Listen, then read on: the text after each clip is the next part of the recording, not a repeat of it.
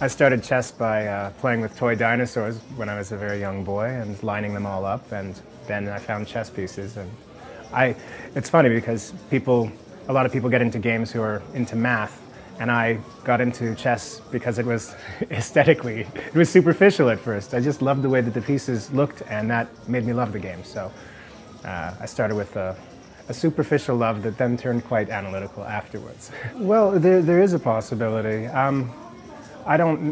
I think I'm going to test the waters with chess a little bit before I go in and say I'm going to become a grandmaster. But, I don't think many people at my age, when, you're older, just decide to study chess and become a grandmaster. So if I could do it, that's a big if. I think that would be very nice.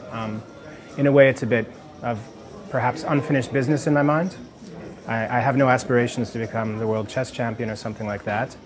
But if I can become a chess grandmaster in my late 30s, when I only had a bit of training as a kid, that would be nice for myself as a personal goal. But I have to even see if that's even possible at some point, test the waters a bit. You could ask so many people who play games, they all move to poker at some point, whether it's Magic the Gathering or StarCraft or chess. There's so many crossovers because poker's the game where you make money. So obviously there was some appeal because of that, and then I ended up loving the game as a game itself.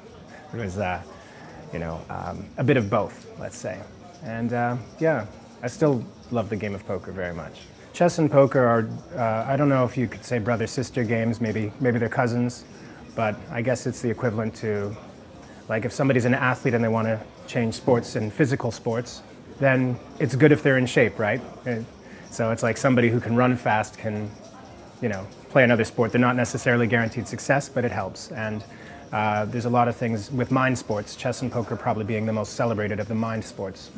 I don't like to call them sports or games. I kind of think of them as exactly mind sports. There's a lot of things that do cross over, fundamentals of patience and rhythm and discipline and, all that good stuff.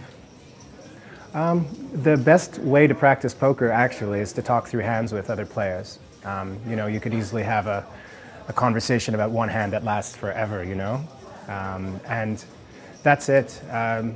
Every situation is different, and kind of like mathematics, you change one number or one little part of the formula and it changes the decision. So in poker, a lot of the times you don't get it completely right when you analyze with other players, but their input is helpful. In the end, only you will really know, what your history was against the guy who you were playing or anything else. So only you answer your own questions, but definitely speaking a lot to other poker players and having a community where you analyze a lot of hands together, that's by far the best way to grow. Yeah, sure. I have some general tips. Bluff cheaply. Big secret. Defend your big blind very widely. People know that now. And bluff cheaply. And if the cheap bluffs aren't working, probably fold more. Try not to bluff too much. Don't get caught too much. I love this city, and I've always run good in poker here. One of the first tournaments I played, I did very well here, and ever since then I've always had deep runs here, and not to mention that, Therese is one of the best tournament directors in the world, so she always runs a very good show, and Olympic as well.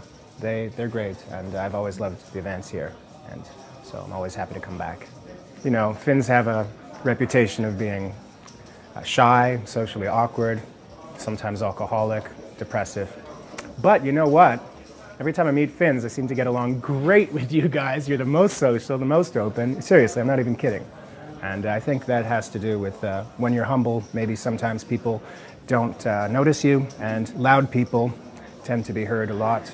And Finns have no problems being humble and not taking any limelight. And so that's my theory. I think Finland's awesome and the people are awesome.